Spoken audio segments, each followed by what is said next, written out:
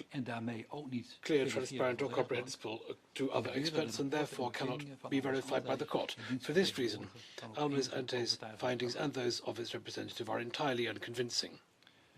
The American Bureau named earlier has also mentioned the launch site calculated. Their reports, they express criticism of the NLR and RMA's findings. They also refer to Almaz-Ante's findings and assumptions and assert, without giving any evidence, that Almaz-Ante's conclusions are correct.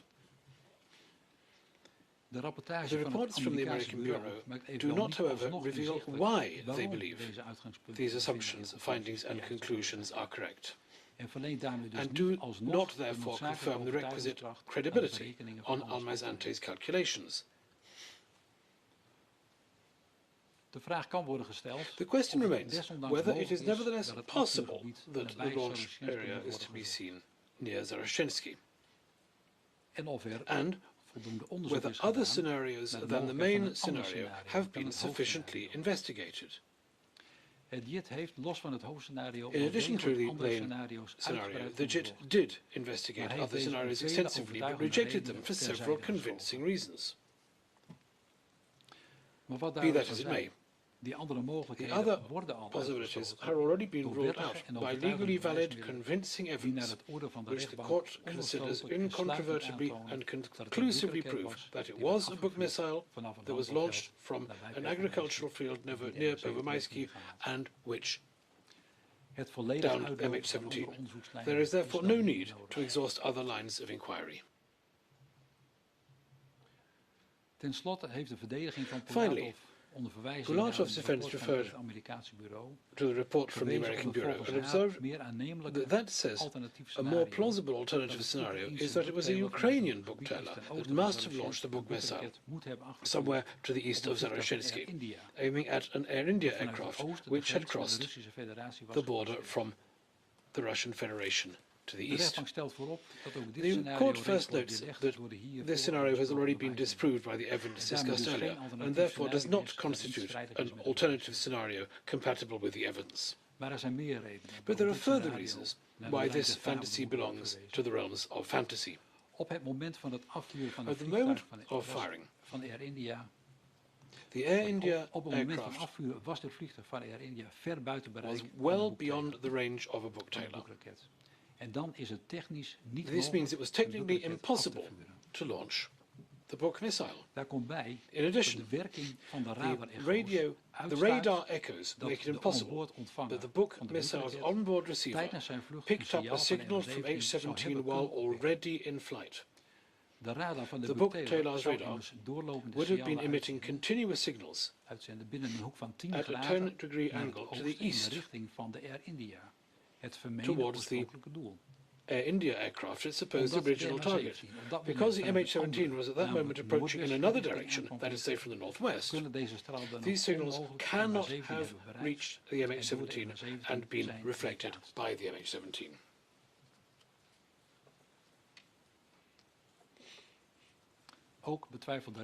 The court further doubts whether a book missile launched in an easterly direction is maneuverable enough to make a U-turn while in flight, as it would have had to do in order to strike the MH17. The court, however, sees no need to investigate this further for the technical reasons already discussed, which already exclude this scenario. The court also considers it irrelevant and thus needless to hear this American Bureau's rapporteurs as experts, because its reports are implausible and unconvincing. This conditional request is therefore declined by the court. The MH17 was therefore shot down by a book missile launched at the MH17 from a book tailor in an agricultural field near Pervomaisky.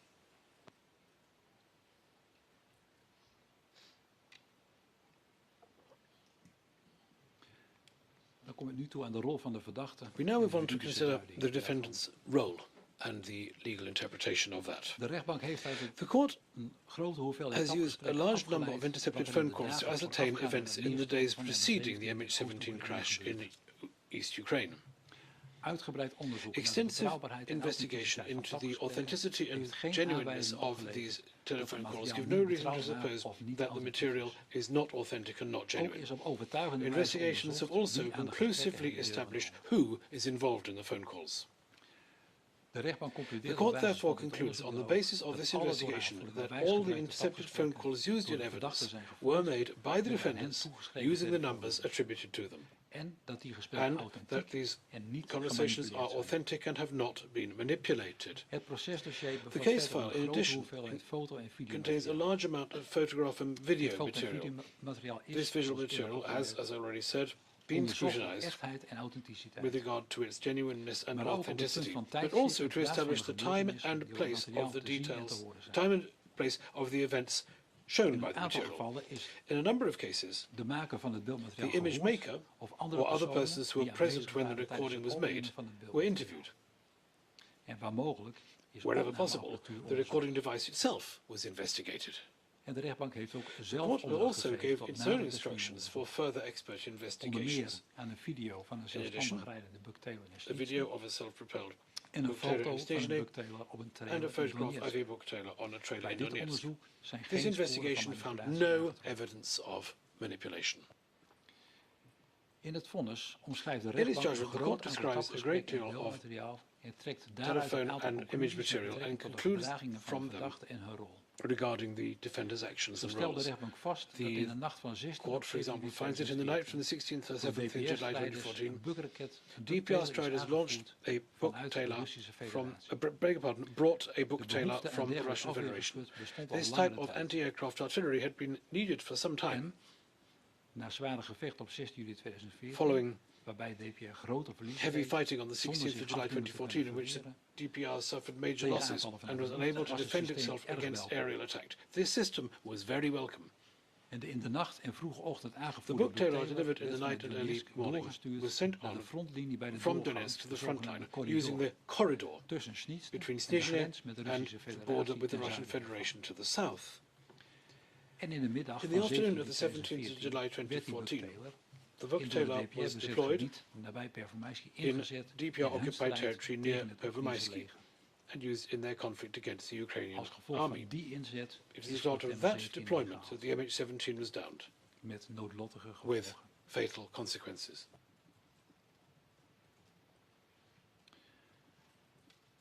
Nadat duidelijk was geworden After dat it deze became ramp zich clear had voorgedaan door de inzet van de book-tailor, this disaster had been caused by the use of a book-tailor, it was swiftly returned to the Russian Federation in the hope of averting an international outcry. Uit de bewijsmiddelen is The duidelijk evidence geworden dat de clearly feitelijke shows komst van de book-tailor that the is book-tailor geïnitieerd door het arrived on the initiative of defendant en dat het Dubinsky, transport van de and book-tailor that the naar en transport of van the de book-tailor to afvuurlocatie and from the onder launch zijn site directe was leiding organized and is carried out georganiseerd under en his aangestuurd. direct authority. Bij dat transport was een directe en actieve rol weggelegd voor verdachte Tjatchenko. The transport also directly die and de actively begeleiding van de involved defendant book-tailor van Karchenko, Donetsk naar Pervomaisky who supplied and begeleid supervised the heeft escort for the en geregeld. book-tailor from Ook zorgde Donetsk to Tjatchenko Pervomaisky. ervoor dat de book-tailor bij de Karchenko uiteindelijke also swatted that the afvuurplek werd book-tailor was bewaakt en guarded beschermd. and protected at its final launch De site. begeleiding en bewaking The van de escorting book-tailor and tijdens guiding het and vervoer guarding naar the en book-tailor op de geschikte plek en route is een to cruciale taak its en levert een final wezenlijke bijdrage location aan and de after inzet arrival van de makes an book-tailor. essential contribution to the deployment of the book-tailor. Verdachte Pulatov Defendant was van de Pulatov was komst en informed aanwezigheid by van de Dubinsky book-tailor op de hoogte that the gesteld book-tailor had door arrived. Dubinsky. Verdachte Pulatov Defendant heeft verdachte Pulatov Tjatchenko, die op met 7 juli 2014 defendant in de opdracht van Karchenko, de book-tailor who was wilde escorting geleiden, the book-tailor bij de on the first 17th of July 2014, met en hij heeft daar de book-tailor gezien. near the bushhead in Snizhny and saw the book-tailor De inzet himself. van de The book-tailor deployment of vond the plaats in het kader book-tailor van de took place gevechten as part die op of the 7 fighting juli to the south of 2014 Snizhny on en the de daaraan 17th of voorafgaande July dagen plaatsvonden 2014 ten zuiden van and the Snizhny. following days. Deze gevechten This waren fighting bedoeld om in dat gebied een sought to doorgang te open a creëren corridor naar de to the Russian Russische Federation in de the area. zogenoemde corridor. En er was verdachte Pulatov, die een Defendant opdracht van Pulatov, verdachte Dubinsky acting on Dubinsky's orders, had reconnoitered the corridor en die een and had coördinerende a taak had in het coordinating role creëren en het in verdedigen opening daarvan. and defending it. En op 7 juli On the 2014 17th of was July verdachte 2014, Pulatov defendant drukdoende Pulatov om was naar busy zijn performing his verantwoordelijkheden duties met betrekking regarding the corridor. tot die corridor uitvoering te geven. Verdachte Girkin Defendant was in de Girkin maanden vooraf was the military leader of the DPR en na in the 7 months juli prior to 2014 the 17th als of minister July van Defensie 2014 de and militaire thereafter leider as van de Minister DPR. of Defense.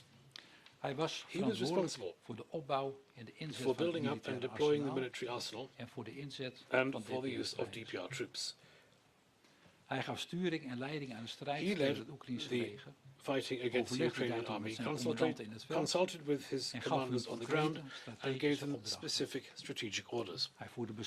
He carried out talks with the LPR and with the authorities in Moscow. And he requested Moscow's help for and during the fighting.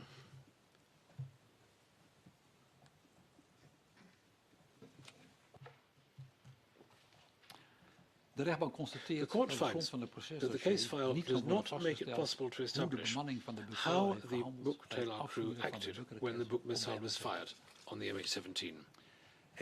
The file also does not reveal who gave the order to launch the missile and why. But even without this specific knowledge, much can be said about the fact that the Buk Taylor was deployed, and that is very important for the court's deliberations. A book weapon system is largely intended for downing aircraft. The court itself saw the weapon's enormous destructive power and its consequences at the inspection. The possibility of anybody aboard the aircraft surviving a Buk missile strike is zero. Everyone in possession of such a specialized and expensive weapon like the Buk Taylor will be fully aware of that. In the target acquisition process prior to launching a Buk Taylor, first you identify a target. Next, the target is checked, and the decision is made whether to launch a missile at it or not. These steps and decisions are not only due to the way a Buk Taylor works in technical terms, but are also required in warfare under international humanitarian law. And one thing to be considered here is whether the use of the weapon could harm any objects or victims other than the target. It may then be decided to abandon or cancel the use of the weapon. For example, if it becomes clear that the target is in fact a civil aircraft. A Buk Taylor also requires highly trained crew to operate it. And it can't be used off the cuff. Its deployment must be prepared, and this includes identifying where it can be used and transporting it there. Making the system ready and actually launching a missile happen according to a set process. This consists of many steps, which means that a Buk missile cannot be launched by mistake, nor in the heat of the moment. It must be carefully thought through according to a set procedure based on its technical requirements. The court therefore concludes that the missile was fired at its target deliberately and after some consideration. In the view of the properties of the weapon and the target it was aimed at, it is crystal clear what the consequences of the attack will be. That is to say, downing the aircraft and causing the death of all persons aboard it. The court takes the view that everything indicates that the Buk missile was launched deliberately, but that they believe that it was a military aircraft rather than a civil one. It therefore must have been done in error. Such an error does not, however, detract from the premeditated intent. Here it is important that the defendants do not enjoy combatant immunity and were therefore no more entitled to shoot at any type of aircraft than any other citizen, not even a military aircraft, and thus killing the military personnel aboard. This is a criminal act. The criminal act of downing an aircraft and killing the persons aboard was therefore part of the plan from the first. What does this mean when we assess the actions with which the defendants are charged?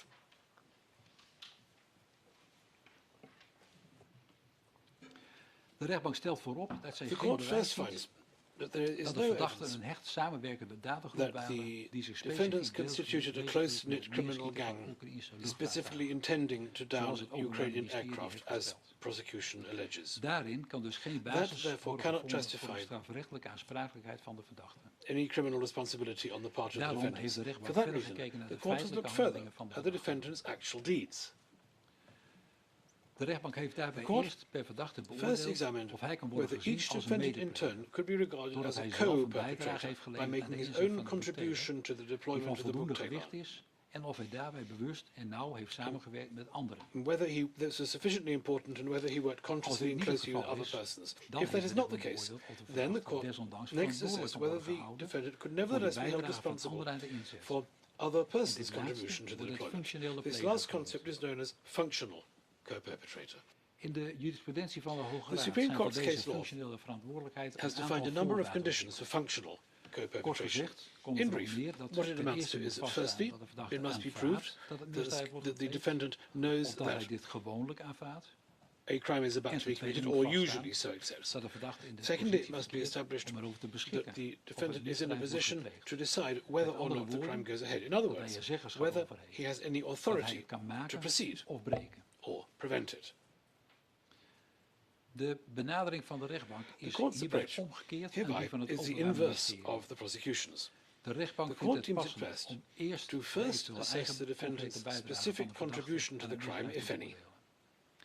Only if it concludes that an individual cannot be considered perpetrator or co-perpetrator does the court consider whether the defendant can be considered a functional co-perpetrator because he is responsible for another person's actions. So much for the judicial framework. The court will now assess the defendant's actions in the light of that framework. Tkachenko had received orders from his hierarchical superior Dubinsky to transport, escort and guard the book tailor as far as its final launch site near Pervomaisky. Tkachenko obeyed these orders, which involved ordering his subordinates to carry the duties out. Later, he told Dubinsky that the book tailor had been deployed successfully and was safe. In addition, he carried out the book tailor's removal, again on Dubinsky's order. The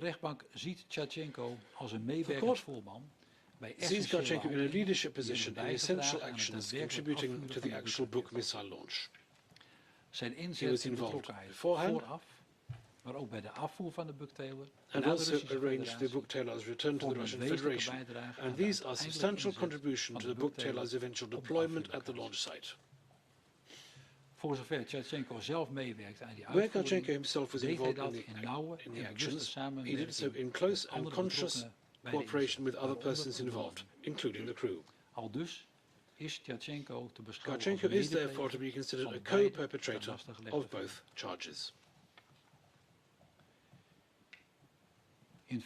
In reality, and in law, however, he is also criminally responsible for his subordinates' contribution to the deployment of the book tailor. Not only did he know about the plans to deploy the book tailor, but he also ordered his subordinates to make a meaningful contribution, in particular, escorting the book tailor, guarding the book tailor in the field, and afterwards removing the book tailor. The court has already qualified Tkachenko's own contribution to the deployment of the book tailor as co-perpetration. The court now assesses whether his leadership of his subordinates qualify him as a functional co-perpetrator. The court therefore declares Tkachenko's role as perpetrator under charges 1 and 2 to be proved.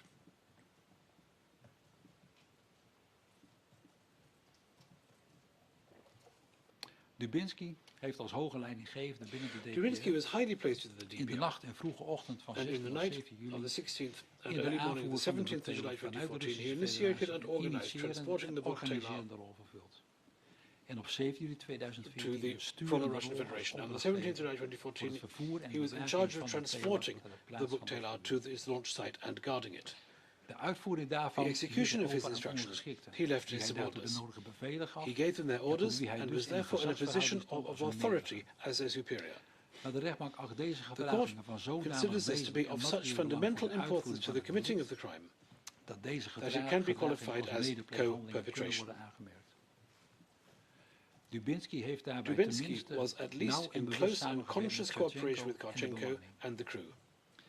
Een en And ander this vindt is bovendien further bevestiging confirmed in het handelen by van Dubinsky's Dubinsky bij het actions afvoeren van de bugtailor regarding na the gebruik. bugtailor's removal after Ten use. aanzien van Dubinsky Dubinsky kunnen is therefore daarom legally onder and 1 en convincingly 2 proved to be telkens primair co-perpetrator te lastig of liggen charges als klassiek 1 medepleger and 2, wettig en overtuigend bewezen convincingly wordt. and legally.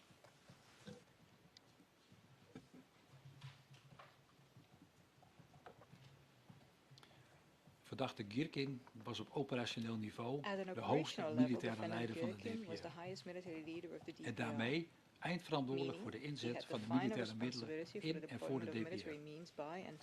Uit tapgesprekken blijkt dat Girkin zeer regelmatig contacten onderhield met Moskou over materieel en het krijgen van concrete militaire steun, waaronder luchtafweer met getrainde specialisten om Oost-Oekraïne te kunnen behouden. Dit kan geen ander doel hebben gehad dan die systemen ook daadwerkelijk in te zetten in de strijd die de DPR voerde. En dat er ook gebeurde, blijkt genoegzaam uit het dossier. Onder het gezag van Girkin als hoogste militaire leider vonden vele gevechten plaats, waarbij doden en gewonden vielen en materiële schade werd aangericht. Onderdeel daarvan was ook het schieten op vliegtuigen en helikopters, hetgeen meermalen tot het neerstorten daarvan heeft geleid. Hoewel het vanwege zijn positie zeer aannemelijk is, blijkt uit de bewijsmiddelen niet dat Girkin afwist van de beschikbaarheid van een bugtailor op 7 juni 2014, voordat deze werd afgevuurd. Een eigen actieve bijdrage daaraan van Girkin kan ook niet worden vastgesteld. Een klassiek medepleger is hij dus niet. Wel was en werd Girkin op de hoogte gehouden van de stand van zaken van de gevechten rondom de corridor en gaf hij bevelen in dat verband. Zo gaf hij opdrachten over aanvoer en plaatsing van tanks en bepaalde hij wie het bevel voerde. Girkin sprak via de telefoon echter niet over een boek of een inzetdagboek. Als hoogste militair bevelvoerder As the ranking military commander, Girkin did have the possibility of deciding to deploy a bugtailor or not, and that control followed from his position as Minister of Defense, the hierarchical superior of Dubinsky and Karchenko. En het blijkt ook And it is also clear from the phone conversations held by Girkin once it became clear that something had gone wrong with the deployment of the bugtailor. Girkin then actively became involved in a removal of the bugtailor to the Russian Federation, gave the necessary orders and maintained contact by phone in order to be updated about whether or not that actually happened. Daarnaast was het voeren van de In gewapende addition, strijd een belangrijk fighting an armed conflict was an important means and the means used under Girkin's authority as highest military leader in order to realize the DPR's goals. Onderdeel van de gewapende strijd Part of was that het armed neerhalen van struggle luchtvaartuigen. was the downing of aircraft. En dat door inzet van militaire middelen doden That vielen, the use of military means led to loss of life was a fact of which Girkin was of course aware.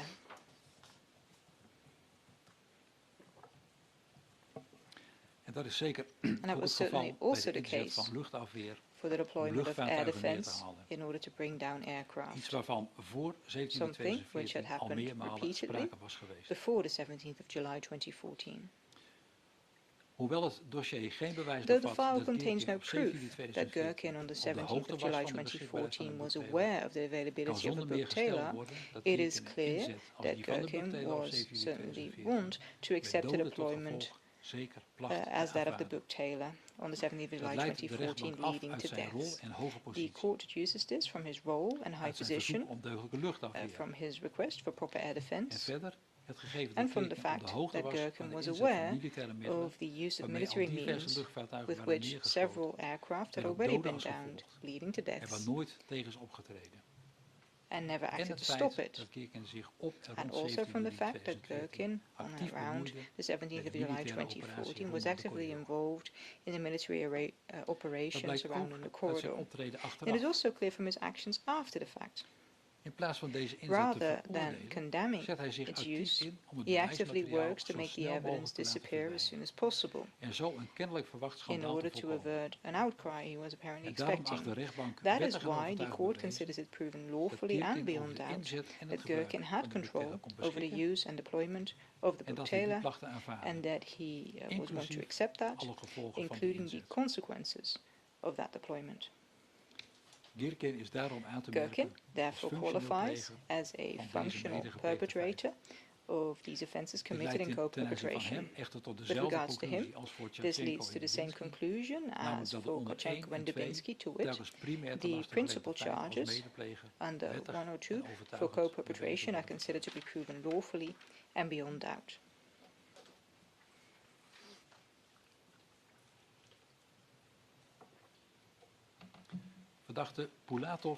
Defendant Pulatov, in the relevant period, was an area commander in Snitchna and surroundings. He had men under his command there, and it was his job to effect and maintain the aforementioned corridor. The court finds that that corridor was important for maintaining and strengthening the position of the DPR in the Donbass. Seen in that light, Pulatov as a coordinator had an important position and role in that part of the Donbass. The intercepted conversations just cited, considered jointly, show the broader task of managing the corridor consisted at the very least of taking reception of and strategically positioning a number of tanks led by a Vostok battalion and reception and positioning of the book Taylor. Because in the morning of 17th of July 2014, Dubinsky told Pulatov that Kochenko would bring a book Taylor to Pulatov, and Dubinsky told Pulatov where it was to be positioned, instructing him to coordinate all this. Shortly before that, Dubinsky had given Kochenko similar instructions when he told him he should take the book Taylor to Pervomaisky, and telling him it was his job to escort and guard the book Taylor. The file shows that Kochenko, after receiving these instructions from Dubinsky, did, in fact, start traveling to Snitchna with the book Taylor, where he had agreed to meet Pulatov at the first shift. That conversation showed that in the early afternoon of the 17th of July 2014, an actual meeting took place between Kochenko and Pulatov at the first shift in Snitchna. At the moment, Kochenko arrived there with the transport, including the book Taylor. However, the file does not show what happened at the first shift or was said there. It is clear that Kochenko, after this meeting, simply continued carrying out the instructions he'd already received from Dubinsky. The court therefore cannot determine that Kochenko continued on his travels to Pervomaisky on the instructions of Pulatov, because he had already been given these instructions by Dubinsky, who was the superior of both Kochenko and Pulatov. It is clear that Pulatov didn't stop Kochenko from continuing to execute his orders. It also follows from the evidence that Pulatov, shortly after that meeting, called and was called back by a phone number linked to the crew of the book Taylor. However, no actual contact is made. The court does not see this as evidence of an active and even crucial involvement of Pulatov when it came to the execution of the orders given by Dubinsky, because those phone conversations were never had, and in spite of everything, the instructions continued to be executed. So those failed contact attempts cannot have had a decisive influence on the instruction, or at least that is not something we can determine. The link the prosecution makes there between Pulatov and plane spotters, in our opinion, is speculative at best, and does not in any way justify the conclusion that it shows that Pulatov was a key figure between, on the one hand, the intelligence branch of the DPR, and on the other hand, the crew of the book Taylor. Neither is there proof from which any coordinating on the part of Pulatov in the positioning, guarding or use of the book Taylor can be deduced. It is also clear that Pulatov was not near the firing site on or around the moment where the book Taylor was actually fired.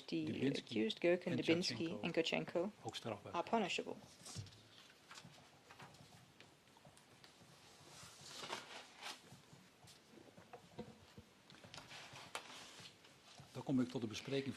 That leads me to discussing the claims for compensation. The court has received 306 claims for compensation from relatives.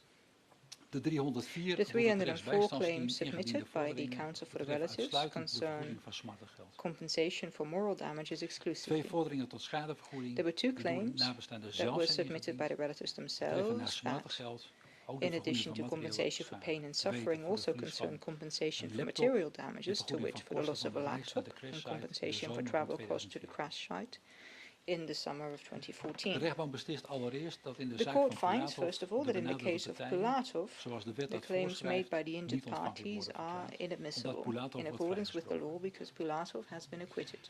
The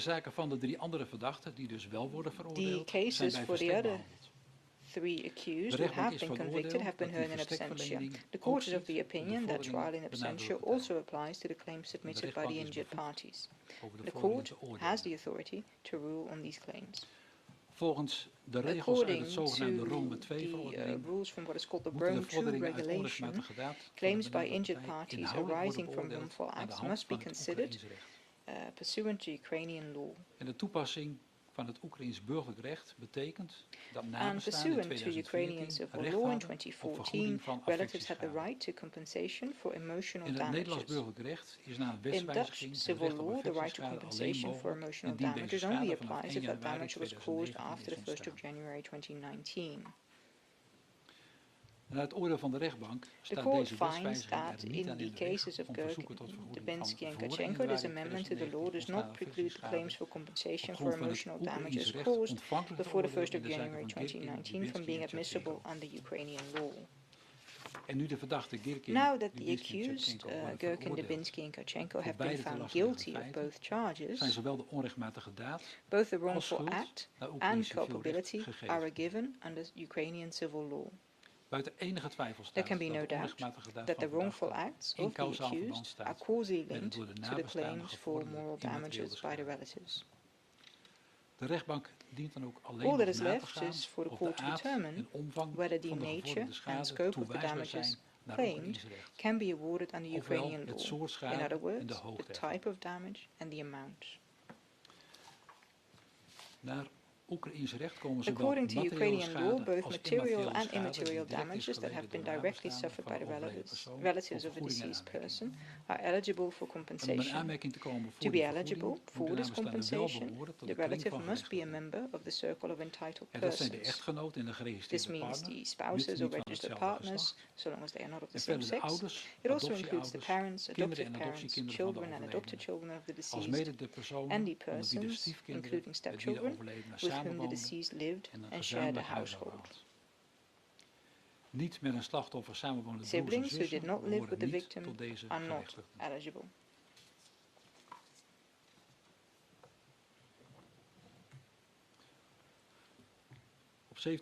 On the 17th of July 2014, the injured parties were suddenly faced with the death of one or more loved ones as a result of the MH17 crash. It is incredibly hard to take for the injured parties that they must live with the ongoing uncertainty of what must have happened in the last moments in the aircraft, and to what extent their relatives and loved ones were aware of their fate. Through the written victim impact statements and during the right to address the court, it was made very clear what parts the victims played in their families, their extended families, their communities, at school, in the gym, at work, or in their groups of friends, and how much they are still missed in the lives of those left behind. The court has included in its judgment 13 quotes by relatives about that loss and its consequences. Many of the injured parties suffer from persistent bereavement disorder, post-traumatic stress disorder, or depression. The constant attention by the media has also contributed to this. In addition, it has been shown that having to repeatedly bury or cremate a loved one remains can result in a feeling of unreality for the relatives, feeling as if it did not really happen, even while knowing full well that the loved one is no longer alive.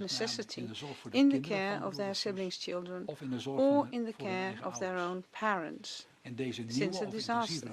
And this new or more intense role also means that they are more intensely confronted with the grief of these children or parents. Consequently, the court supports the call from the relatives to explicitly include the position of siblings who did not live together with the victim in the anticipated evaluation of the Emotional Damages Act. The claim for compensation for the lost laptop is not eligible under Ukrainian law, and cannot be taken into consideration therefore. The relatives who submitted this claim therefore have no standing with respect to that part of the claim. The travel and accommodation expenses related to the visit to the crash site claimed are eligible for compensation as funeral costs, and the court finds these are not unjust or unfounded. This means that the court sentences the accused Gherkin, Dubinsky and Karchenko severally to pay compensation to the injured parties totaling more than 16 million euros. The claimed statutory interest will also be awarded. And the court will impose the compensation order to the accused for every awarded claim.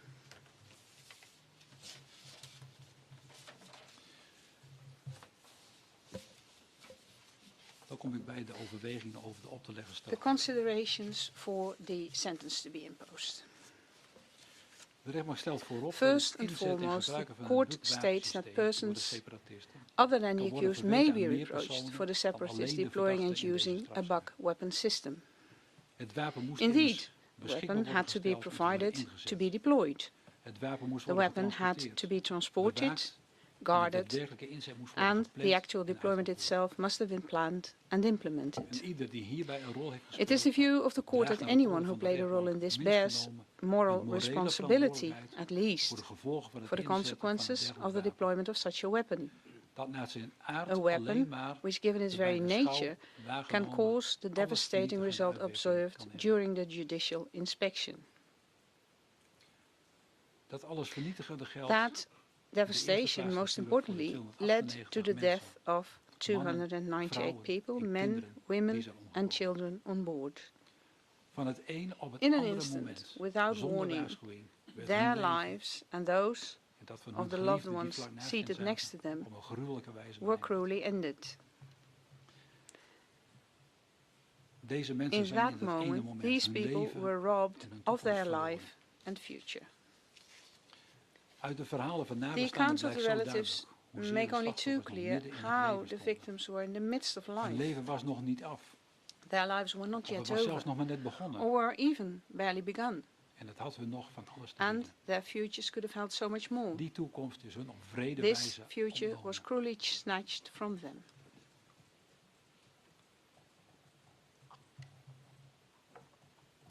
En dat heeft ook de levens van nabestaanden uit het lood lives of their relatives out of kilter.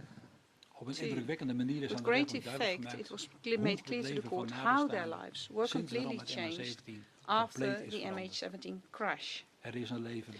There was life before the crash and life after it, as many of the relatives put it. The court considers that it's beyond the comprehension of any person how it was for the relatives to receive the message that their loved ones had died as a result of MH17 being downed, and how it was to have to continue on after that. The consequences for many relatives have been unbelievably great. In some cases, they've lost several children, grandchildren, parents, grandparents, brothers, sisters, and other members of the family.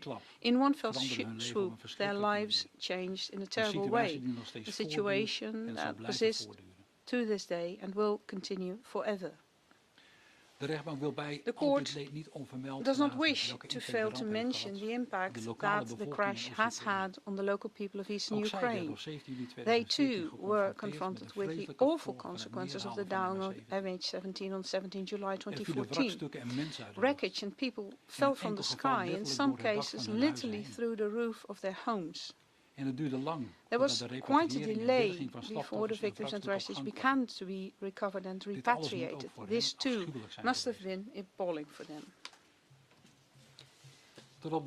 To this judgment day, no one has come forward to clarify who is responsible or are responsible for this tragedy. The insecurity about the cause of and the reasons why that led to this disaster continue to exist. It is highly frustrating for the relatives, and actually it hampers them to cope with the loss. And once it became clear what had happened on the 17th of July 2014, and the accused realized that a civil aircraft had been downed, causing hundreds of people to die, including dozens of children, all three of them actively engaged in outbound transport of the Buktela to the territory of the Russian Federation, from which the Buktela had originated earlier that day.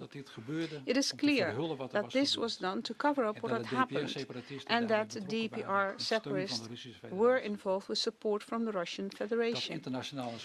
This international scandal had to be prevented, and this conduct by the accused after downing MH17 further characterizes the acts of the accused negatively and aggravates the sentence to be imposed on them. Moreover, in its assessment, the court incorporated that none of the accused have contacted the JIT to make a statement that could have clarified what had actually happened. However, they did express themselves outside the courtroom and the fact that they are accused, but each of them have denied any engagement in this matter.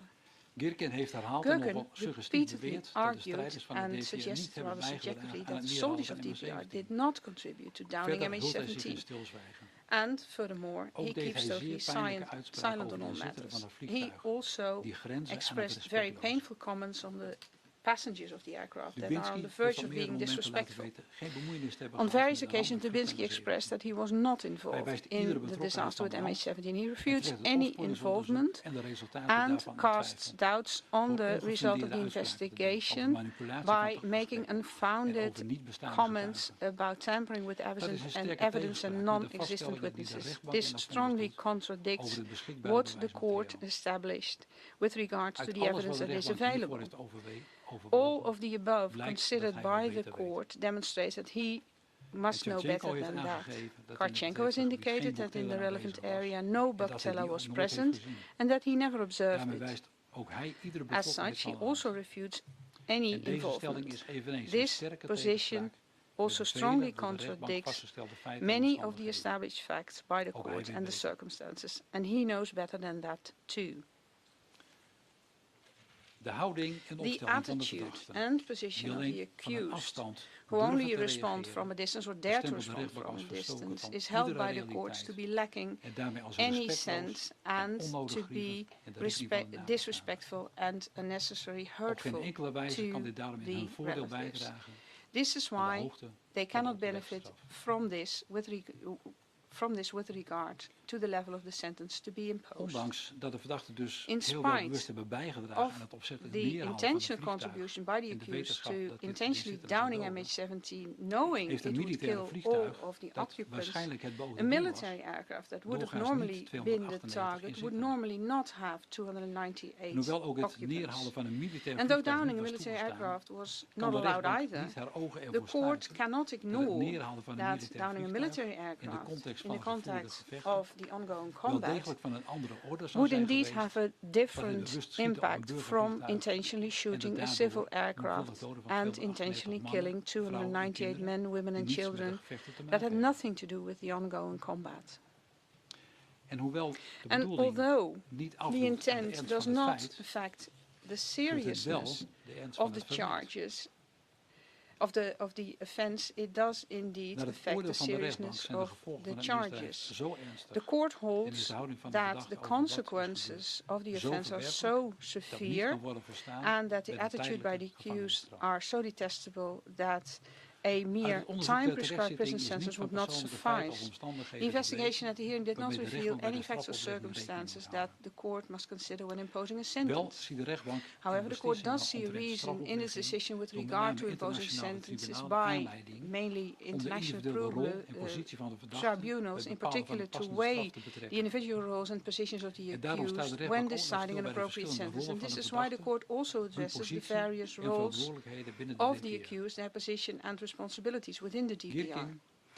In his capacity of Minister of Defense, Gherkin was the highest ranking operational officer in armed combat and as such responsible for his troops. Although it cannot be assessed that he knew about the deployment of this particular Bactella, it could be established that he did approve and support such practices of air defense as they took place under his responsibility.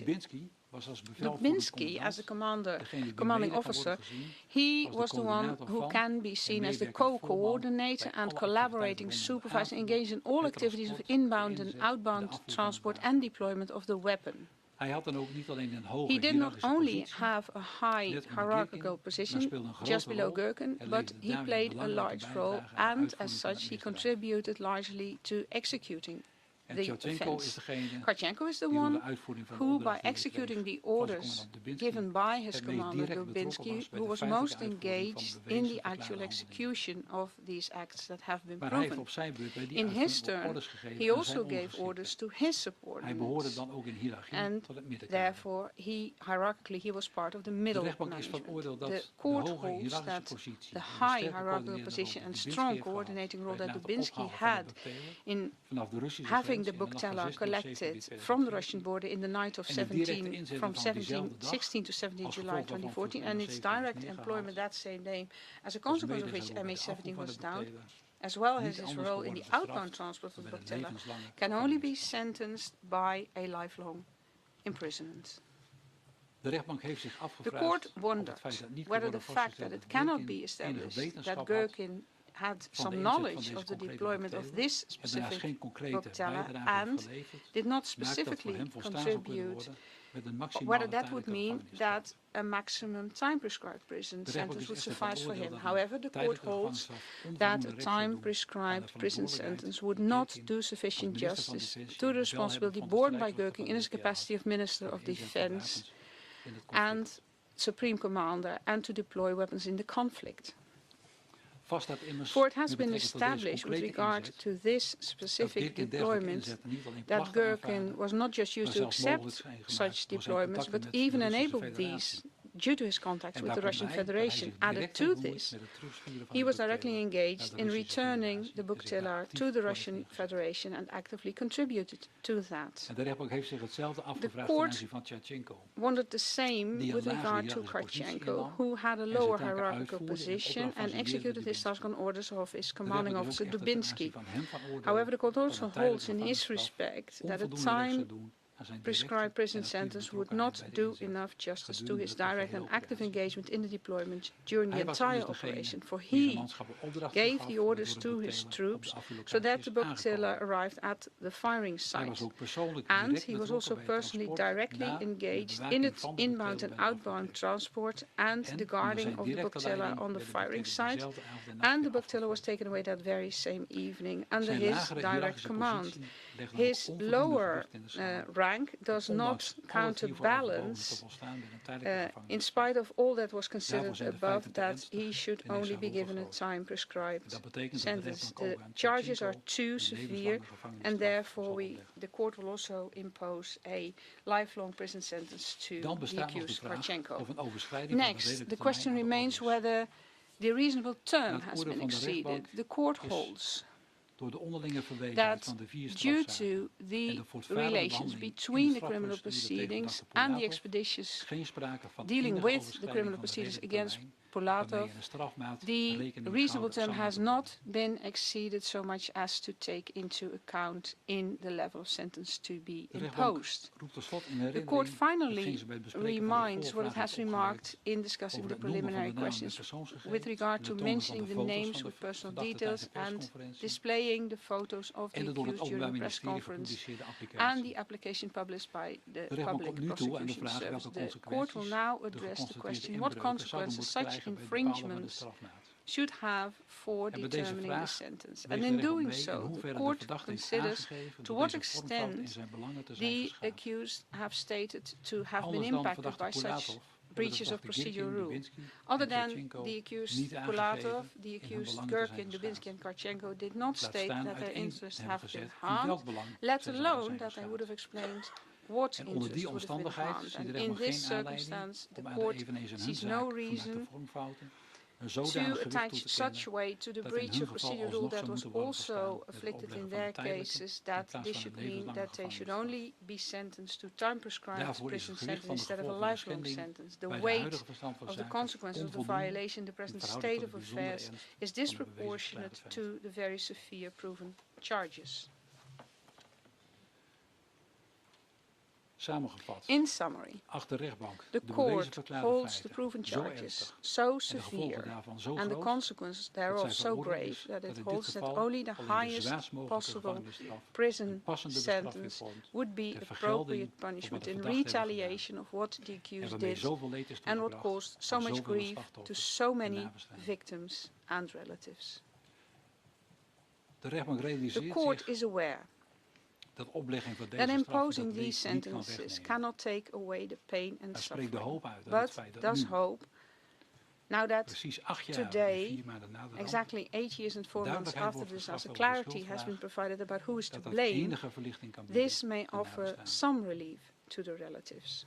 Al het voorgaande leidt tot All de of the above slotsom dat leads de rechtbank to aan the Girkin, conclusion that Dubinsky the en court Shevchenko imposes a levenslange lifelong prison gevangenisstraf oplegt. sentence to Gherkin, Dubinsky Gelet and op de ernst van de Kotchenko. In bewezen view feiten, of the de proven opgelegde charges, straf how en severe de they are, geschokte the rechtsorde, opposed sentence beveelt and de the rechtbank affront de to the rule of law, gevangenneming van de the veroordeelde. court orders imprisonment of the accused. De rechtbank spreekt verdachte The Pulatov vrij. court acquits the accused Pulatov. Voor andere bijkomende beslissingen The court verwijst de rechtbank naar de refers tekst van de to vonnis. the text of the judgment for any Voor zover die additional beslissingen gaan over het decisions. beslag, In as zal far het as Openbaar these Ministerie relate deze to the beslissingen pas seizure, uitvoeren the public prosecution nadat de serves will zaken only tegen alle execute verdachten these as onherroepelijk soon zijn as geworden. all the cases Zo have blijven de become voorwerpen, final. waaronder de reconstructie, As such, beschikbaar the voor nader objects, onderzoek, including the reconstruction, zolang will de be zaken available for onder de further rechter zijn. investigation as long as proceedings are ongoing.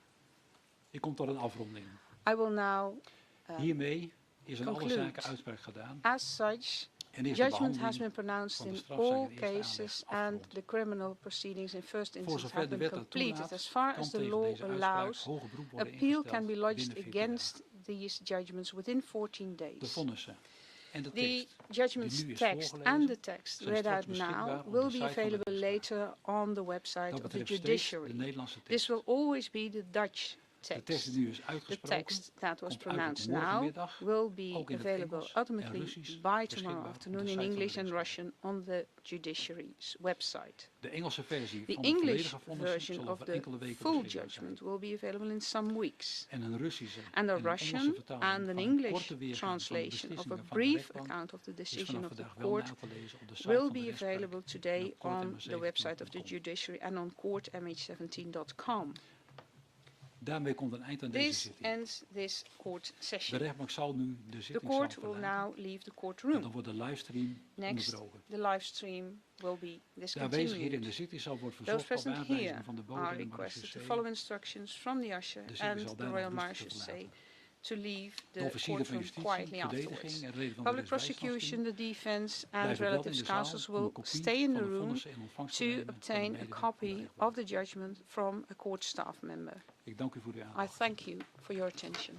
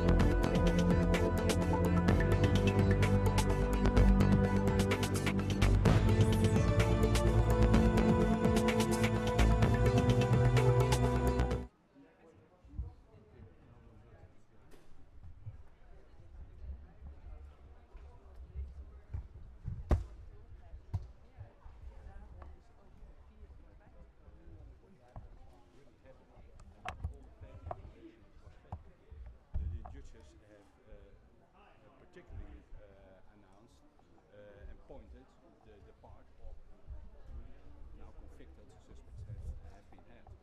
And I'm very glad that especially Kirkin is included because he's the leader. He was one of the he was responsible and is Donker also the Ukrainian.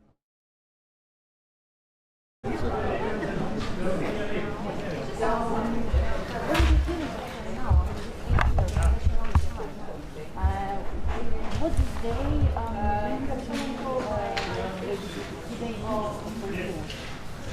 Well, it has been a long time, and it's a relief that that verdict has been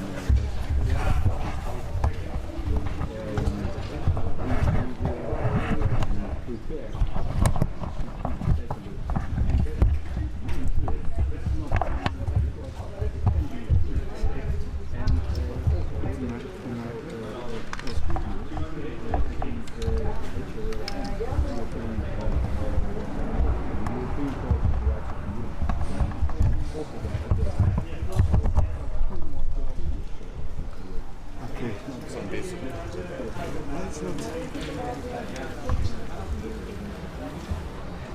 I don't know.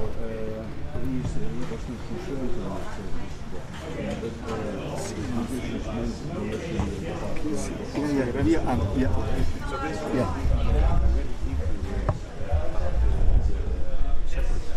So there is now the link is proven between, due to the justice, between what happened and the Russian Federation.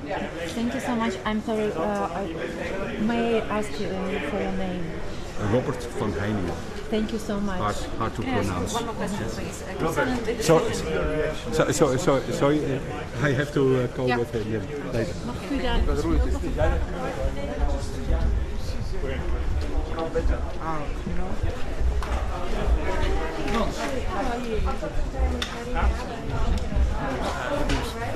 Wel lang opgewacht.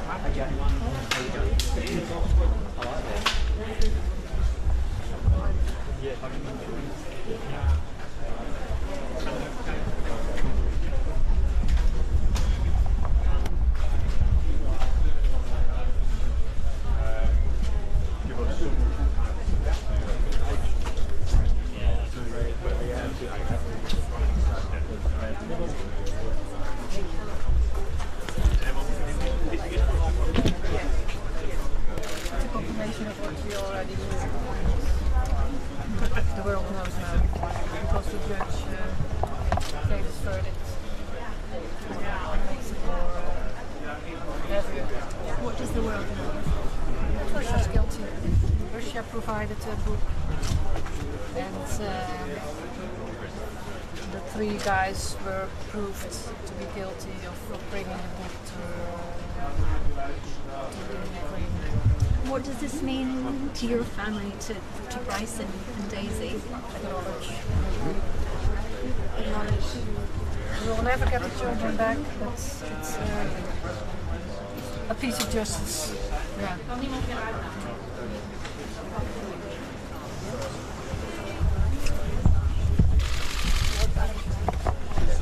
Van de uitspraak. Ja, ik was wel heel erg opgelucht. Ik ging hier naartoe met een zwaar gevoel, heel nerveus. Ik wist niet zeker, ik durfde niet te hopen dat er schuldigen bevonden zouden worden. Uiteindelijk zijn er 3 dus wel schuldig bevonden, 1 gebrek aan bewijs. Maar de rol van Rusland is ook naar voren gekomen. De buk komt uit Rusland. De buk is afgeschoten vanaf het veld in Performance. Het is een bevestiging van wat ik al als waarheid zag. Het is een erkenning. Het is een stuk van de waarheid. Nog niet alles, maar ik voel me wel heel erg opgelucht op dit moment. Hoe belangrijk het is dat de rechtbank de rol van Rusland zo nadrukkelijk heeft. Dus uiteindelijk hoofdverantwoordelijk. Voor mij is Poetin ook gewoon hoofdverantwoordelijk hiervoor. Die hebben er toegestaan dat die buk daar naartoe ging. Dat is ook wel bewezen in de rechtszaak dat er gewoon heel veel communicatie was tussen de People's Republic en Moskou. En die boek was daar onderdeel van, daar was natuurlijk om gevraagd.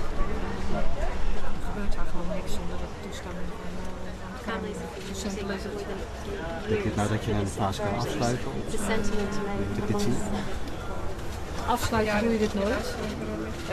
Er lopen nog andere rechtszaken. Wellicht komt er hier nog een stukje hoger beroep kijken. En misschien komt er nog wel een vervolg met andere verdachten. Een stukje nog natuurlijk van degene die in de lanceerboek zaten. Die gelanceerd hebben, dat weten we ook nog niet wie dat waren. En daarom de grote vraag is nog steeds, waarom is er geschoten en wie heeft die opdracht gegeven? Dachten ze, mag ik heel even onderbreken? Goed zo. Iets, ja, er kan helemaal niemand meer in en uit. Ja? Selina, how do you feel about Pulatov being free of charges? Nee, maar goed, belangrijk is dan toch dit vonnis voor jou? Ja, dit is een groot stuk erkenning ook wel. Het is erkenning, zo voelt het ook. De rechter is het ermee eens met al het bewijs wat er aangevoerd is. Voor ons was het al moeilijk, maar dat de rechter zich erover uitspreekt, dat is gewoon belangrijk. Ja, het voelt krachtig ook. Ja. En was er een moment waar je dacht, misschien gaan ze nog allemaal vrijgesproken worden? Was er een moment van twijfel in de opgevangenis? Nee, niet toen ik begon, al niet meer. Maar vanmorgen was ik daar nog wel een beetje bang voor. Ja, je weet niet hoe een rechter gaat oordelen.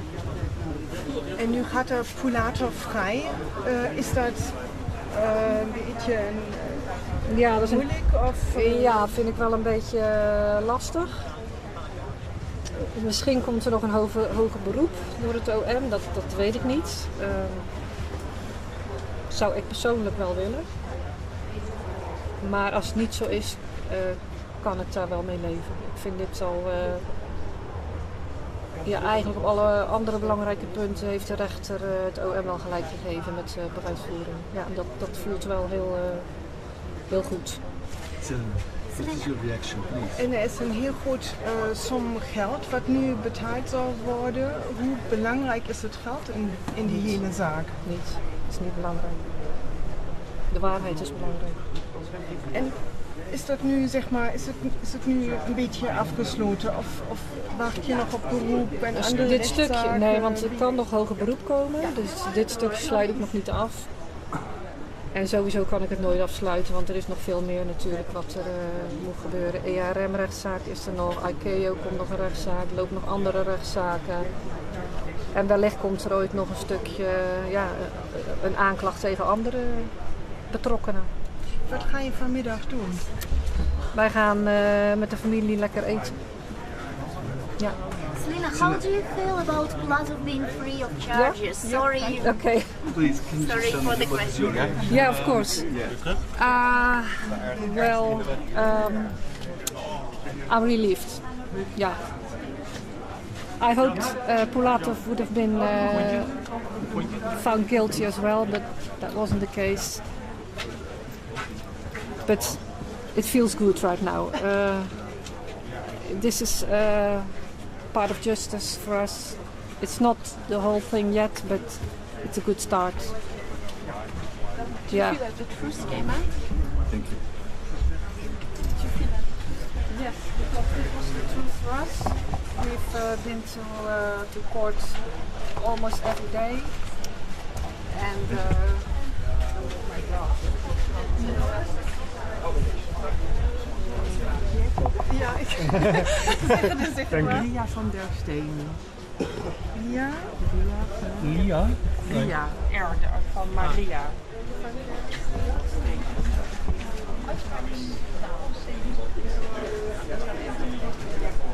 Hele zin is een tactisch wel, maar zo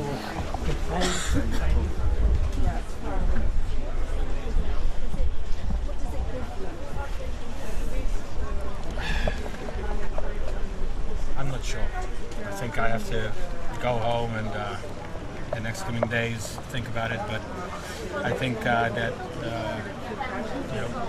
we're a rechtsstaat. What's that in English? Justice. Yeah, it's justice served. But it's a bitter pill that the people were not here. So what can you do? Yeah. Robbie, you went to Ukraine searching for the truth, searching for Daisy. Do you feel as though the truth was being revealed as part of this whole case? Absolutely, yeah. And I was very happy that the evidence was taken very seriously, and it helped knowing that the book, the witness, M58, all that evidence was taken for. So that was good. Yeah. Oh, my English is so bad. Yeah. I just had French. Thank you. Is there anything else from Robbie? Yeah. Thank you. Okay, this is his name. Feel like you can breathe a bit. Yeah. Robin? The cousin and the cousin of one of the girls.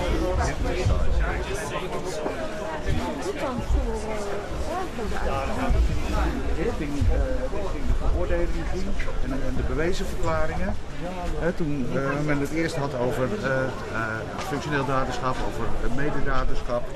Dat was echt zo'n moment van dat je van yes, het gaat echt gebeuren.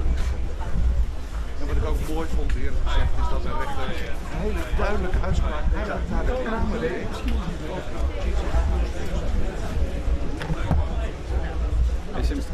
I think it's important though, you know, it's been a big day for us, so we're just happy that it's over now and that the courts have done what they need to do, so yeah. Thank you, no worries. You say you solve it now, you get a sense of closure today, after 8 long years. I wouldn't say closure, you know, there's still the question of why this happened, and you've got to remember, while we were in court today, we still have to go home and sit at a dinner table without our loved ones, and I think that's never going to go away, that feeling that, you know, no matter what a court says or what happens in court, that's still always going to be the case. And for the, you know, nearly 300 victims' families, it's a difficult day. Maybe you know, some of the other victims' families may feel some closure from this, and I really hope they do, because it's a real difficult thing going through your life each day, wondering why this happened and what would lead people to do this. But yeah, I'd like to think that, you know, it does bring a small amount of closure, maybe. Do you think it will change the way you live your life, having had this verdict? Not to change your life. You have to remember that losing someone who you're so close to, I think it just means that you will constantly think about them. Christmas, birthday. So you're happy to talk to them, yeah? Yeah. You sure? And anything like that. So, No, I'm not Julie. Oh, is it? I'm fine. Sure? Just don't ask me too much. Right. Like we say, we still don't know why, but sort of like it was quite quiet around the courtroom, and I think obviously we are pleased we have got a verdict of guilty by 3 of them, but like I say, there's no celebrations. This isn't going to change how we all feel, but there is slight closure. And Tracy. Tracy Withers. Withers.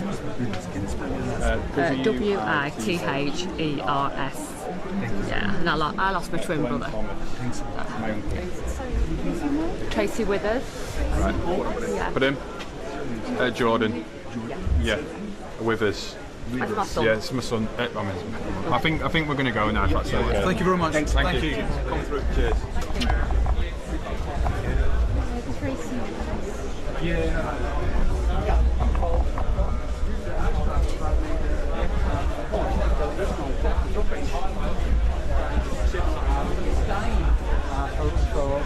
For human life, in terms of the separatists in the Russian Federation, and the careful safeguarding of human rights, including the right to defend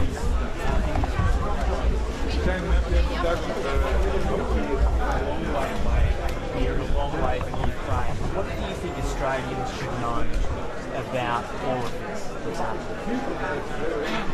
Well, I think Australians should know that the family had confidence in the process, and that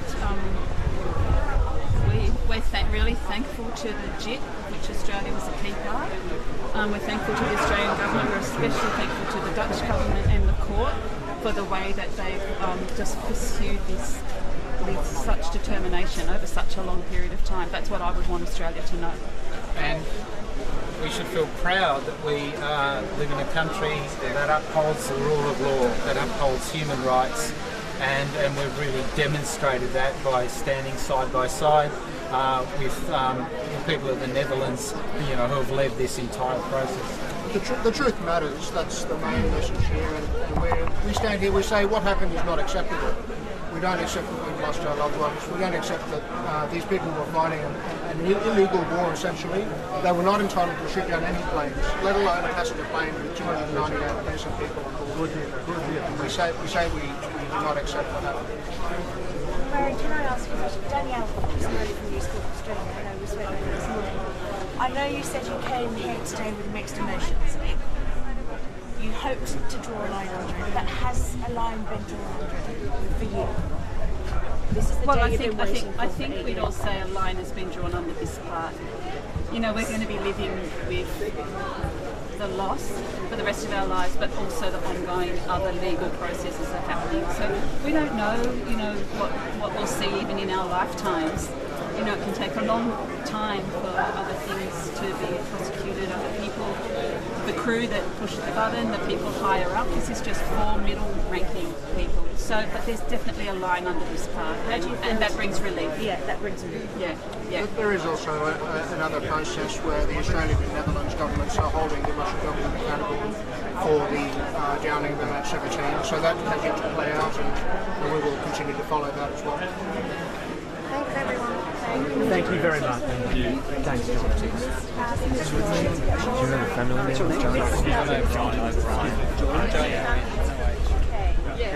I just ask you, sorry, I just wanted to ask you, when you heard that verdict, what was on your mind and what does it mean? Capital B. Well, there was some relief because we really weren't sure, I guess, which way it was going to go. But there's also a lot of sadness as well. And I think we need to all turn it over in our minds for quite a while, and I think we're quite exhausted. But we're really thankful that the process happened, and we're thankful that it's come to this end point. I know a lot of families, when the war broke out in Ukraine in February, needed a lot more help and support then. How has it affected you over the past? Well, it's the same war. It's the same war. There's a line from July 2014 to February 2022, and we personally were gutted. Like, we were just so shattered that the violence has just escalated so much. But Jack died as part of the same conflict war. So it's just bleak. It's just depressing, and we want it to end on behalf of the Ukrainian people. Marin O'Brien. There was a woman. Marin, our son Jack. Just on his name. Yeah, M-E-R-Y-N. M-E-R-Y-N. And who did you lose? Marin, I'm so sorry. It sounds like really.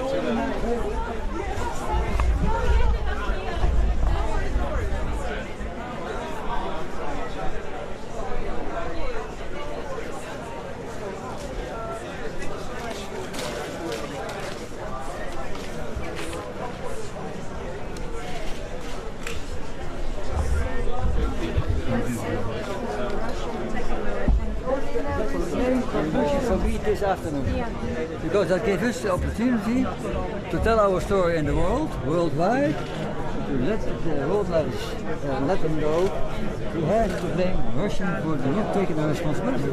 And now we have to prove to do that, and we can keep it on the agenda. That's very important.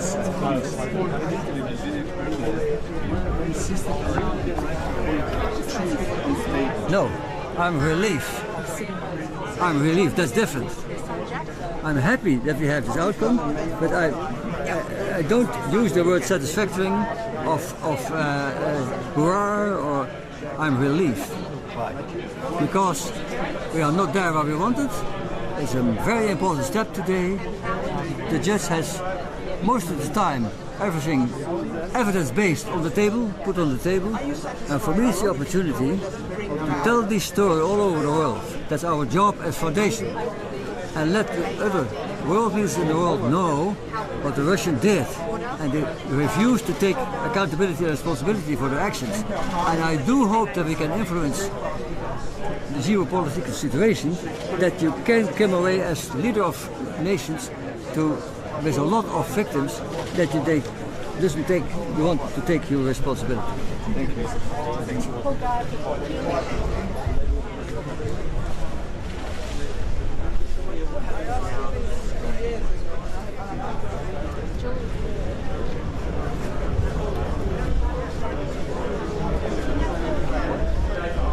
No.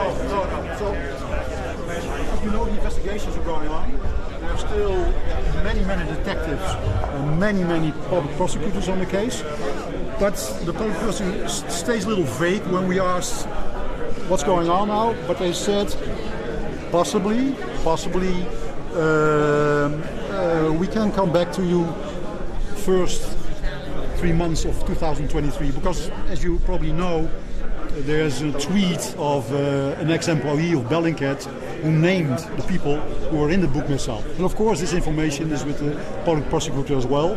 So we are waiting for a reaction, but until now they're saying, stay quiet, we're still in investigation, and as soon as we have results, we come back to you. And what do you see as the responsibility of Russia? Oh, that's very clear now. No, that's very clear. Without a shadow of a doubt. They are fully responsible up until the Kremlin now, because as we know, you cannot move this heavy military material without consent of somebody